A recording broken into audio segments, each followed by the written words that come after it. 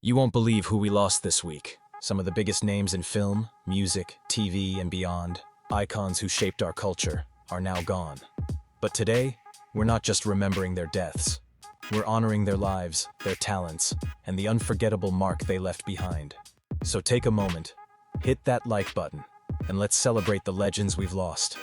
First up, a man who redefined cool on screen, Michael Madsen. You probably remember him as the terrifying Mr. Blonde from Reservoir Dogs, the guy with the razor and the haunting soundtrack.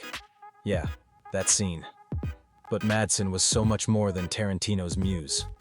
He brought grit, danger, and unexpected tenderness to every role. Whether he was battling spies in Die Another Day, snarling his way through Sin City, or showing up in cult hits like Donnie Brasco or Species, Madsen always stood out. On TV, he kept us guessing in shows like 24 and The Mob Doctor, but he never lost that edge, that unpredictable magnetic presence. He passed away at 67 after cardiac arrest, surrounded by the city that made him a star, Los Angeles. Madsen leaves behind 4 sons and a legacy of unforgettable moments on screen. Now, from Hollywood to the pulpit, we say goodbye to Jimmy Swaggart, one of the most recognizable televangelists of the 20th century. In the 80s, he was a spiritual giant, preaching to over 2 million homes every week. His empire pulled in millions. His voice filled stadiums, and his gospel music filled shelves with over 200 albums.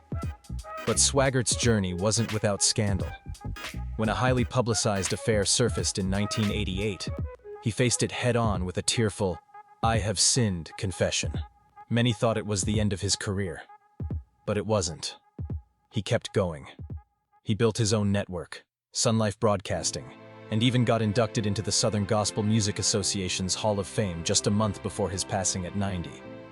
Love him or not, you can't deny the impact Jimmy Swaggart had on faith, music, and media. We also lost a fan favorite from a galaxy far, far away. Kenneth Cawley, the man behind Admiral Payet in Star Wars. Remember that cool, unshakable officer who somehow survived Darth Vader's wrath longer than most? That was Cawley. He wasn't flashy, but he was precise, controlled, and totally believable. You could feel the tension in every scene he was in. He passed away at 87 after a battle with pneumonia following a recent arm injury, but his influence stretched far beyond the Death Star.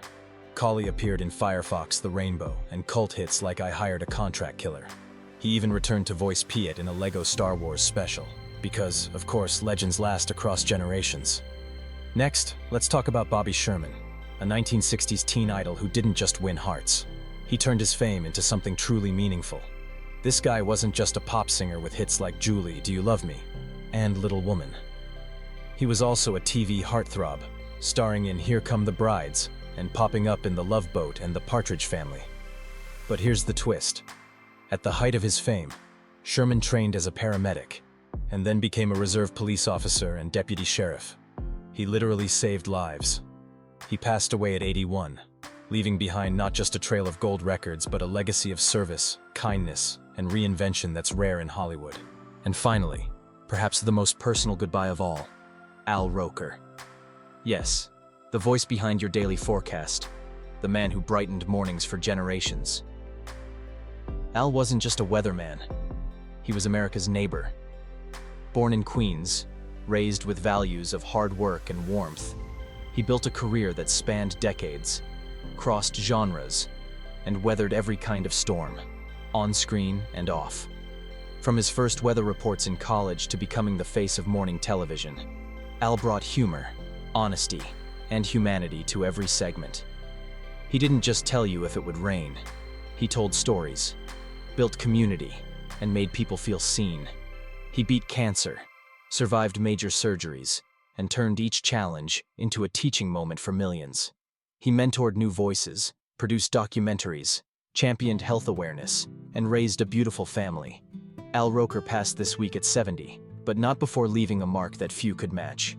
Whether he was rallying crowds at Rockefeller Plaza or quietly supporting health screenings in underserved neighborhoods, Al lived with purpose, always putting people first. These names, Michael Madsen, Jimmy Swaggart, Kenneth Cawley, Bobby Sherman, and Al Roker, each left something unique behind.